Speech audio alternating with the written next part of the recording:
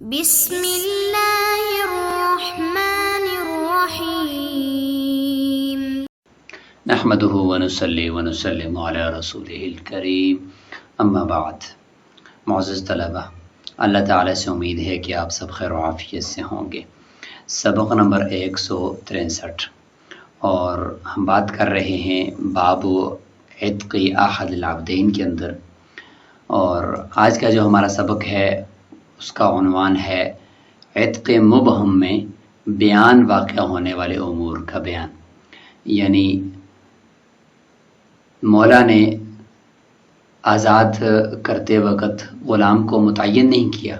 بلکہ یہ کہا کہ تم دونوں میں سے کوئی ایک آزاد ہے۔ تو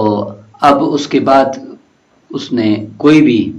اس کا وضاحتی بیان لے کر نہیں آیا کہ یہ غلام آزاد ہے، متعین نہیں کیا۔ اب کچھ ایسے امور اس نے کیے یا کچھ ایسے افعال اس نے اپنی زندگی میں اس کے بعد کیے کہ جس سے پتہ چلتا ہے کہ یہ غلام آزاد ہو چکے ہیں اور یہ غلام ابھی تک اس کی ملکیت میں باقی ہے، کیونکہ اس نے دوسرے غلام کے ساتھ ایسے تصرفات کیے ہیں جس سے یہ دلیل ملتی ہے کہ یہ غلام اس کی ملکیت میں ابھی تک باقی ہے، اور اس نے جو یہ الفاظ بولے ہیں اس سے مراد وہ دوسرا غلام ہے جو کہ آزاد ہے۔ تو لہٰذا وہ کون سے امور ہیں جو مولا کے سے اگر سرزد ہو جائیں تو وہ بیان بن جاتے ہیں، اور اس سے ہمیں یہ پتہ چل جاتا ہے کہ مولا اس وقت اس غلام کو آزاد کرنا چاہتا تھا، اس کو نہیں کرنا چاہتا۔ اب متن دیکھیں، وَمَنْ قَالَ لِعَبْدَيْهِ أَحَدُكُمَا حُرٌّ فَبَاعَ أَحَدَهُمَا أَوْ مَاتَ أَوْ قَالَ لَهُ أَنْتَ حُرٌّ بَعْدَ مَوْتِي عَتَقَ الْآخَرُ۔ اپنے دو غلاموں کو یہ کہا کہ تم دونوں میں سے ایک آزاد ہے۔ اس کے بعد پتہ نہیں ہے کہ کون سا آزاد ہے، لیکن کچھ افعال مولا نے کیے ہیں، اور ان میں سے سب سے پہلا فعل بے کا ہے کہ ان دونوں میں سے ایک کو اس نے فروخت کر دیا۔ دوسرا فعل وہ قدرتی فعل ہوا کہ او ماتا، یا دو غلاموں میں سے کوئی ایک مر گیا، او قال لہو، یا دو غلاموں میں سے ایک کو اس نے یہ بھی کہہ دیا اس کے بعد کہ انت حر بعد موتی، جہاں تک آپ کا تعلق ہے آپ میری موت کے بعد ہی آزاد ہوں گے۔ تو جب یہ تین افعال ہوئے، یعنی ایک غلام کو بیچ دیا اس کے بعد، یا اس کے بعد ایک غلام مر گیا، یا ایک کو پھر یہ کہا کہ تم میرے مرنے کے بعد آزاد ہوں گے، تو دوسرا متعین ہو گیا آزادی کے لیے، لہٰذا عتق الآخر۔ یہ کچھ امور ہیں جو بیان بن گئے ہیں کہ یہ تینوں جو افعال جس غلام کے ساتھ ہوئے یا ان میں سے کوئی ایک ہوا، تو یہ اس بات کا تقاضا کرتے ہیں کہ اب یہ غلام جو ہے یہ آزادی کے لیے محل نہیں ہے، لہذا آزادی کا محل وہ دوسرا غلام ہے، لہذا وہ دوسرا خود بخود آزاد ہو جائے گا۔ لأنه لم يبق محلا للعتق اصلا بالموت، یہ غلام جو فوت ہو چکا ہے یہ اب آزادی کا محل بالکل سرے سے باقی نہیں رہا، لہذا دوسرا متعین ہو جائے گا آزادی کے لیے۔ اور وللعتق من جهته بالبيع، اور لم يبق محلا للعتق، تو اس للعتق کے اوپر للعتق کا عطف ہے کہ یہ غلام بھی محل نہیں رہا آزادی کا، کیونکہ مولا کی طرف سے بے پائی گئی ہے، لہذا اس کی طرف سے بے کے پائے جانے کی وجہ سے اب وہ مولا کی طرف سے وہ آزادی کا مستحق نہیں ٹھہرا، لہذا دوسرا خود بخود آزاد ہو جائے گا۔ وللعتق عطف اسی پر ہے، من کل وجہ بالتدبیر، اور جس غلام کو اس نے مدبر بنایا کہ میرے مرنے کے بعد تم آزاد ہو، من کل وجہ وہ آزادی کا محل ہی نہیں رہا، کیونکہ اس نے تو مولا کے مرنے کے بعد آزاد ہو جانا ہے۔ تو جب یہ ایک غلام کے ساتھ تصرفات ہوگی تو دوسرا غلام وہ خود ہی آزادی کے لیے متعین ہو جائے گا، احدکما حر کے لفظ سے، فتعین الآخر، دوسرا وہ متعین ہو جائے گا۔ وَلِأَنَّهُ بِالْبَيْعِ، یہ جو تین دلیلیں تھیں، یہ تینوں جو تصرفات تھے، یہ تینوں افعال تھے، انہی سے متعلق تھی۔ اب یہاں سے جو دلیل دے رہے ہیں وہ دلیل اس کا تعلق صرف پہلی کے ساتھ یعنی بے کے ساتھ اور مدبر بنانے کی جو صورت ہے اس کے ساتھ ہے کہ وَلِأَنَّهُ بِالْبَيْعِ، بے کی وجہ سے جب جس ایک غلام کو بیچ دیا تو قصد الوصول الی الثمن، تو مولا نے سمن تک پہنچنے کا، سمن کو پانے کا قصد کر لیا۔ اور وہ بالتدبیری ابقاء الانتفاع الی موتہ، اور مدبر بنانے کے ساتھ اس نے اپنی موت تک اس غلام سے نفع کو باقی رکھنے کا قصد کر لیا. تو لہٰذا یہ جو دونوں قصد ہوئے تو والمقصودان، یہ دونوں مقصود ینافیان العتقا، عتق الملتزم، اس عتق کے منافی ہیں جو ابھی ابھی اس نے اپنے اوپر لازم کی ہے کہ احدکم حر، کہ تم میں سے ایک آزاد ہے. یہ چونکہ یہاں سے ہم وہ دو مسئلے پڑھ رہے ہیں کہ جن دو مسئلوں کا تعلق یہ ہے کہ عتق مبہم کے اندر بیان، اور وہ عتق مبہم بھی منجز ہے، معلق نہیں ہے. اور اگلے سبق میں ہم بات کریں گے جس میں عتق مبہم ہے لیکن وہ معلق ہے شرط کے ساتھ، اس کے اندر ابہام ہے اور اس کے اندر کچھ امور ایسے ہو جائیں گے کہ جو بیان واقع ہوں گے. تو یہ عتق مبہم تو ہے لیکن منجز ہے، یعنی فی الحال عتق واقع کر رہا ہے. تو لہذا مدبر بنانے کی وجہ سے بھی کوئی کہ وہ اس کو فی الحال نہیں کر رہا اور وہ اس سے نفع حاصل کرنا چاہتا ہے. تو یہ دونوں مقصودان جو ہیں یہ منافی ہیں، یہ دونوں مقصود منافی ہیں عتق کے، آزادی کے، وہ آزادی جس نے ابھی لازم کی ہے اپنے اوپر. فتعین لہ الآخر دلالتاً، لہذا آزادی کے لیے دوسرا غلام دلالتاً متعین ہو جائے گا اگرچہ اس نے صراحتاً متعین نہیں کیا. وَكَذَا إِذَا اسْتَوْلَدَ إِحْدَاهُمَا لِلْمَعْنَيَيْنِ، اسی طریقے سے اگر دو باندیاں تھیں تو اس میں سے اگر ایک کو کہا کہ تم آزاد ہو، دوسری کو اس نے اپنا ولد بنا دیا، ہم بستری کر لی، اس سے بچہ پیدا ہو گیا، تو لہٰذا یہ بھی اسی معنی کی وجہ سے کہ اب وہ محل ہی نہیں رہی کیونکہ ولد بن چکی ہے. ایک تو یہ کہ وہ آزادی کا محل ہی نہیں ہے، اور دوسرا یہ کہ ولد وہ بن چکی ہے، اور ولد بننے کی وجہ سے اس نے گویا کہ اپنی موت تک اس سے نفع کو باقی رکھنے کا قصد کر لیا ہے. تو ان دو معنوں کی وجہ سے یہ جو ولد ہے تو یہ ولد بن جائے گی، اور دوسری جو باندی ہوگی وہ آزادی کے لیے متعین ہو جائے گی. ولا فرق بين البيع الصحيح والفاسد مع القبض وبدونه والمطلق وبشرط الخيار لأحد المتعاقدين لإطلاق جواب الكتاب والمعنى ما قلنا. فرماتے ہیں کہ اس میں کوئی فرق نہیں ہے کہ بے صحیح کی ہو، یعنی یہ جو دو غلاموں کو میں سے ایک کو کہا کہ، یعنی دو غلاموں کو کہا کہ تم میں سے ایک آزاد ہے غیر متعین طور پر، اس کے بعد ایک غلام کو بیچ دیا. فرماتے ہیں کہ یہ جو بیچا ہے تو یہ بیچنا چاہے بے صحیح کے طور پر ہو یا بے فاسد کے طور پر ہو، قبضہ دیا ہو یا قبضہ نہ دیا ہو، مطلق بے کی ہو یا کوئی خیار شرط وغیرہ لگایا ہو متعاقدین میں سے کسی ایک نے، تمام صورتوں میں بس صرف نفس بے اگر ہوئی ہے نا تو بس یہ دلیل ہے اس بات کی کہ اس غلام کو یہ آزاد نہیں کرنا چاہ رہا تھا، دوسرے کو کرنا چاہ رہا تھا. لإطلاق جواب الکتاب، کیونکہ یہ جو جامع صغیر ہے اس کی اندر مسئلہ جو ہے وہ مطلق ہے، تو لہٰذا فباع احدہما کے اندر اطلاق ہے، تو اسی اطلاق کے اوپر ہم چلیں گے. والمعنی ما قلنا، کہ اس میں جو اصل علت ہے وہ یہ ہے کہ بے کی وجہ سے ثمن کے وصول کرنے کا قصد مولا نے کر لیا، تو لہٰذا یہ قصد اس بات کی دلیل ہے کہ یہ اس غلام کو آزاد نہیں کرنا چاہ رہا تھا. والعرض على البيع ملحق به في المحفوظ عن ابی یوسف رحمہ اللہ. امام ابو یوسف رحمہ اللہ سے ایک روایت محفوظ ہے جو ان سے روایت کی گئی ہے، وہ یہ ہے کہ اگر بے نہیں کی بلکہ ایک غلام کو بے کے لیے پیش کیا ہے، بھاؤ تاؤ اس کا لگایا ہے، یہ بھی بے کے ساتھ ملاقہ ہو جائے گا. یہ بھی اس بات کی دلیل ہے کہ یہ دوسرے غلام کو فروخت، یہ دوسرے غلام کو آزاد کرنا چاہ رہا ہے، اس غلام کو یہ آزاد کرنا نہیں چاہ رہا. اور اسی طریقے سے والہبۃ والتسلیم والصدقۃ والتسلیم بمنزلۃ البیع، یعنی وہ تملیک، ہیبہ کر دیا ہے غلام کو اور ساتھ ساتھ حوالے کر دیا، یا صدقہ کر دیا اور صدقہ کرنے کے ساتھ جس کے اوپر صدقہ کیا اس کو حوالے بھی کر دیا، یہ بھی منزلہ بیع کے، کیونکہ اس میں بھی دوسرے کو اپنے اس غلام کا مالک بنا دیا تو گویا کہ اس کو آزاد نہیں کرنا چاہ رہا تھا، اس لیے تو اس نے کسی کو ایک مالک بنا دیا اس غلام کا.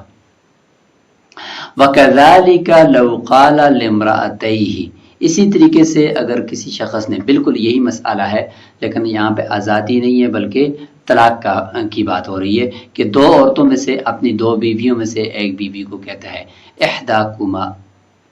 طالق، یعنی دونوں کو یہ کہا کہ تم دونوں میں سے کسی ایک کو غیر متعین طور پر کہتے ہیں کہ طلاق ہے. پھر اس کے بعد ان میں سے اگر ایک عورت مر جاتی ہے تو ہم یہ کہیں گے کہ وہ چونکہ محل ہی نہیں رہی طلاق کا، لہٰذا دوسری جو ہے وہ طلاق کے لیے متعین ہو جائے گی. اسی طریقے سے وقضا لو وتی احداہما لما نبین، اسی طریقے سے اگر ایک کے ساتھ اس نے ہم بستری کر لی، مری نہیں ہے بلکہ ایک کو کہا کہ تم دونوں میں سے ایک کو طلاق ہے، پھر اس کے بعد ایک بیوی کے ساتھ ہم بستری کر لی، تو یہ ہم بستری کرنا اس بات کی علامت بن سکتا ہے طلاق کے اندر کہ یہ دوسری بیوی کو طلاق دی ہے، اس کو طلاق نہیں دینا چاہتا۔ اگر طلاق دینا چاہتا ہوتا تو یہ پھر اس بیوی کے ساتھ ہم بستری نہ کرتا۔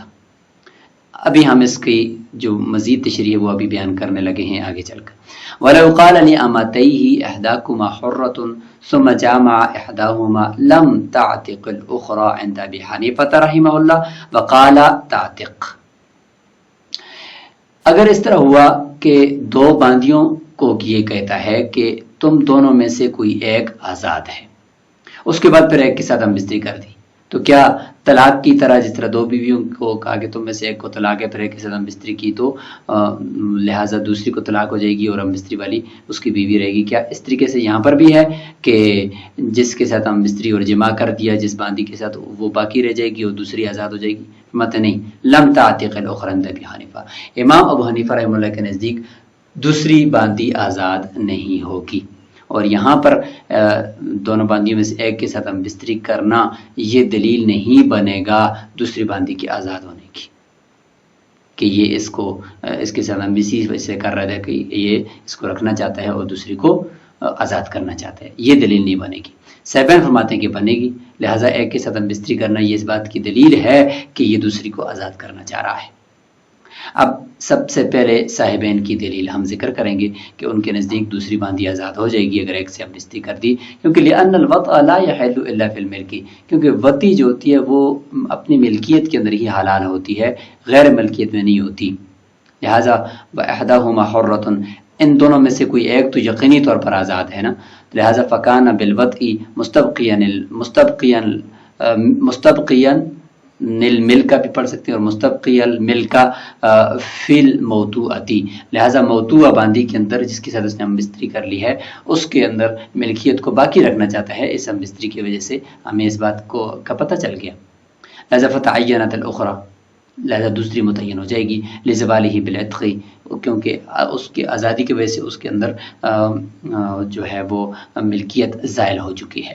کما فی الطلاق، صاحبین اس کو طلاق کے اوپر ہی قیاس کرتے ہیں، جیسے طلاق کے اندر دو بیویوں کو کہا کہ تم میں سے ایک طلاق ہے اور ایک کو طلاق ہے اور اس کے بعد پھر ہم بستری کر لی ایک سے، تو لہٰذا دوسری کو طلاق ہو جائے گی اور ہم بستری والی اس کی بیوی رہے گی، تو یہاں پر بھی بالکل اسی طریقے سے ہوگا۔ امام ابو حنیفہ رحمہ اللہ کی دلیل کہ دوسری آزاد نہیں ہوگی اگر ایک باندی سے ہم بستری کر لی، تو دلیل دیتے ہیں کہ ان الملک قائم فی الموطوعۃ، کہ یہاں پر جس باندی سے ہم بستری کی ہے اس کے اندر اس کی ملکیت باقی تھی، اس لیے کی ہے۔ کیسے پتہ چلا؟ دلیل دیتے ہیں کہ لأن الایقاع فی المنکرۃ وہی معینۃ، کہ اس نے جو آزادی کو واقع کیا ہے کہ تم میں سے کوئی ایک آزاد ہے، وہ تو نکرہ ہے، یعنی کوئی ایک متعین باندی نہیں ہے کہ جس کو اس نے آزاد کیا ہو، بلکہ غیر معینہ باندی کو اس نے کہا ہے کہ تم میں سے کوئی ایک آزاد ہے، اور یہاں پر جس سے ہم بستری کر رہے ہیں وہ تو متعین ہے، لہٰذا ہم بستری متعین عورت سے کی جا رہی ہے، متعین باندی سے کی جا رہی ہے، اور آزاد غیر معین باندی کو کیا ہے، تو لہٰذا یہ غیر معین جو باندی جس کو آزادی جس کے اوپر آئی ہے تو اس کے لیے یہ متعین باندی سے ہم بستری کرنا یہ دلیل نہیں بنے گا، لہٰذا اس لیے امام ابو حنیفہ رحمہ اللہ فرماتے ہیں کہ فاکان وطئھا حلالا، لہٰذا جس باندی سے ہم بستری کی ہے وہ تو متعین ہے، کیونکہ آزادی وہ جب وہ اس کے لیے آگے تو کسی کے قبضے میں دینا یا کوئی ایسا امر حسی تو ہے نہیں ہے، لہٰذا وہ ایک امر منہ سے نکلی ہوئی ایک بات ہے، تو اس کے لیے آگے پتہ نہیں چلتا کہ ان میں سے کون سی ہے، تو وہ نکرہ ہے، لیکن جہاں تک بات وطی کی ہے، جماع کی ہے، وہ تو ایک امر حسی ہے، تو لہٰذا وہ جس عورت سے ہوگا تو وہ متعین ہو جائے گی، وہ متعین ہوگی، اور آزادی وہ اس کے لیے ابھی تک کوئی عورت متعین ہے نہیں ان دونوں میں سے، تو اس لیے جو یہ دونوں الگ الگ ہو گئے ہیں، لہٰذا ایک کے ساتھ ہم بستری کرنا یہ دوسری کی آزادی کی دلیل نہیں بنے گا۔ فکان وطئها حلالا فلا یجعل بیانا، لہذا اس کو بیان نہیں بنائیں گے، یعنی ایک کے ساتھ ہم بستری کو بیان نہیں بنائیں گے دوسری کی آزادی کا۔ ولہذا حل وطئهما علی مذہب، اسی وجہ سے امام ابو حنیفہ رحمۃ اللہ کے نزدیک دونوں باندیوں سے ہم بستری کرنا حلال ہے، لیکن اس کے اوپر فتویٰ نہیں ہے، کیونکہ وہ فرماتے ہیں کہ بھائی ہم بستری ایک امر حسی ہے اور اس سے عورت متعین ہو جاتی ہے، اور اس نے جو آزادی کو نافذ کیا وہ آزادی غیر متعین طور پر ہے، اور غیر متعین اور متعین میں تو فرق ہوتا ہے نا، دونوں الگ الگ چیزیں۔ ثم یقال، اچھا پھر ایک اشکال ہوتا ہے جس کا جواب بھی امام ابو حنیفہ رحمۃ اللہ دیتے ہیں، اور وہ اشکال یہ کہ العتق غیر نازل، یعنی یہ جو آزادی ہے جس کے بارے میں آپ یہ کہہ رہے ہیں کہ بھئی یہ آزادی دو عورتوں کے اندر نکرہ ہے، یعنی غیر متعین طور پر یہ آزادی ہے، کسی ایک عورت کے اوپر ہم اس کو نہیں کہہ سکتے کہ یہ آزاد ہے، تو دو ہی صورتیں ہوں گی، یا تو یہ آزادی کسی ایک عورت پر نافذ ہوگی، نازل ہوگی یا نہیں ہوگی۔ العتق غیر، اگر نازل ہوتی ہے تو ظاہر ہے کہ اس کے لیے بھی کوئی آگے باندھی متعین تو ہوگی نا، اور اگر نہیں ہوتی تو اس کے بارے میں فرماتے کہ العتق غیر نازل قبل البیان، کہ آزادی اگر نافذ نہیں ہو رہی یا نازل نہیں ہو رہی کسی ایک باندھی پر تو ٹھیک ہے، بیان سے پہلے وہ نازل ہی نہیں ہوگی، ٹھیک ہے، لتعلق ہی بھی، کیونکہ اس آزادی کا تعلق بیان کے ساتھ ہے، تو جب بیان نہیں کرے گا کہ ان میں سے کون سی باندھی ہے تو نازل ہی نہیں ہوگی۔ یا یہ کہا جائے گا کہ نازل تو ہوتی ہے، اگر نازل ہوتی پھر کہاں پر ہوگی؟ فی المنکرتی، غیر متعین طور پر نازل ہوگی، تو جب غیر متعین طور پر نازل ہے تو امام ابو حنیفہ رحمۃ اللہ فرماتے ہیں کہ ہم یہی کہتے ہیں کہ بھائی یہ نہیں کہتے کہ نازل ہی نہیں ہے، ہم یہ کہتے ہیں کہ نازل ہوئی ہے، یہ عتق نازل ہے، لیکن بعض چیزوں کے حق میں اس کو ہم تصور کریں گے اور بعض چیزوں کے حق میں ہم اس کو یعنی اس کے حکم کو ظاہر نہیں کریں گے، اس لیے فرماتے ہیں کہ نازل فی المنکرتی، لہذا یہ کہا جائے گا کہ نازل ہے لیکن غیر متعین طور پر یہ ہم بستری یہ آزادی یہاں پہ موجود ہے ان دونوں باندیوں کے بیچ میں، لہذا فیظہر فی حق حکم تقبلہ، یعنی اس حکم کے حق میں تو یہ آزادی اور یہ عتق ظاہر ہو جائے گی جس کو یہ منکرہ یعنی غیر متعینہ باندھی جس کی آزادی ہے،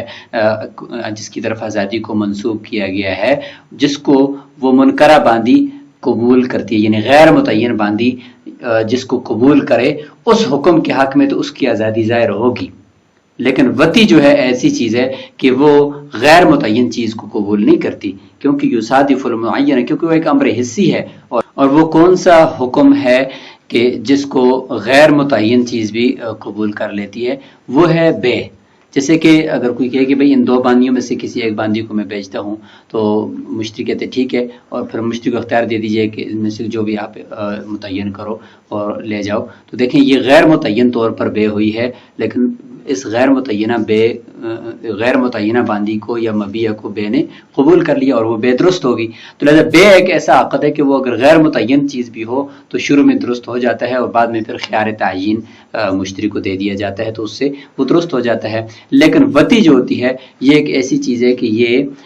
غیر متعینہ چیز کو قبول نہیں کرتی، اس کے لیے متعین ہونا چاہیے کیونکہ وہ تو ایک امر حسی ہے، تو جس سے وطی ہوگی تو وہ ظاہر ہے کہ وہ ایک متعین چیز ہوگی تو تبھی ہوگی ورنہ تو نہیں ہو سکتی، اس لیے فرماتے ہیں کہ امام ابو حنیفہ رحمۃ اللہ کہ ہم یہ نہیں کہتے کہ عتق یہاں پر نازل ہی نہیں ہے، بلکہ عتق نازل ہے، عتق یہاں پر موجود ہے لیکن غیر متعین طور پر موجود ہے، لہذا